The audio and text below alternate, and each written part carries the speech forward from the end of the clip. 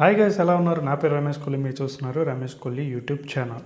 So guys, ఈరోజు మనం మాట్లాడబోయే topic వచ్చేసి అనంత్ అంబానీకి పెళ్ళికి సంబంధించిన టాపిక్ అనమాట. సో ఎందుకు ఈ పెళ్ళికి సంబంధించిన టాపిక్ మాట్లాడాలి అనుకుంటున్నానంటే, ముఖ్యంగా పెళ్ళికి సంబంధించి చాలామంది అతిథులను అయితే ముఖేష్ అంబానీ పిలవడం జరిగింది. ముఖ్యంగా సినీ రంగానికి చెందిన చాలామంది ప్రముఖులను అయితే రప్పించడం జరిగింది.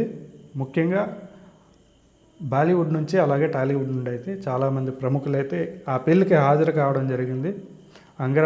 అంగరంగ వైభవంగా పెళ్ళి అయితే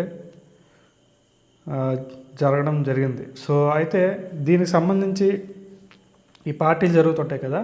సో ఆ పార్టీలో ఈ బాలీవుడ్కి చెందిన ఖాన్ త్రయం, అంటే ముగ్గురు ఖాన్లు ఉన్నారు కదా, అమీర్ ఖాను, షారుఖ్ ఖాను, ఇంకొక ఖాన్ ఉన్నారు ఎవరు. సో వీళ్ళు ఏంటంటే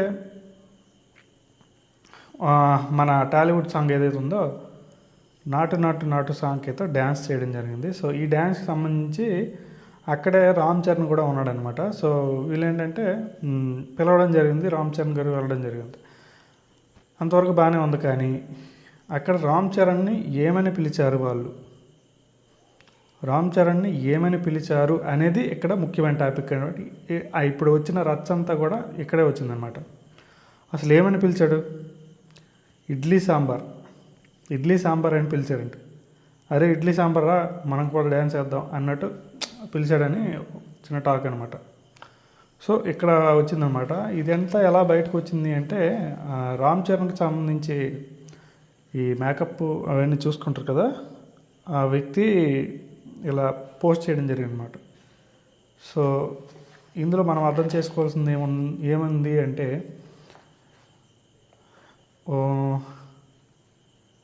వాళ్ళు ఎంత ఫ్రెండ్స్ అయినా కావచ్చు, కాకపోతే పిలిచే విధానం కరెక్ట్గా ఉండాలి. సౌత్ ఇండియాని ఇప్పటికీ కూడా వీళ్ళు అలానే చూస్తున్నారు. సౌత్ ఇండియా జనాల్ని ఇడ్లీ సాంబారు అలా పేర్లు పెట్టి పిలవకూడదు కదా, వ్యక్తులకే చూడాలి.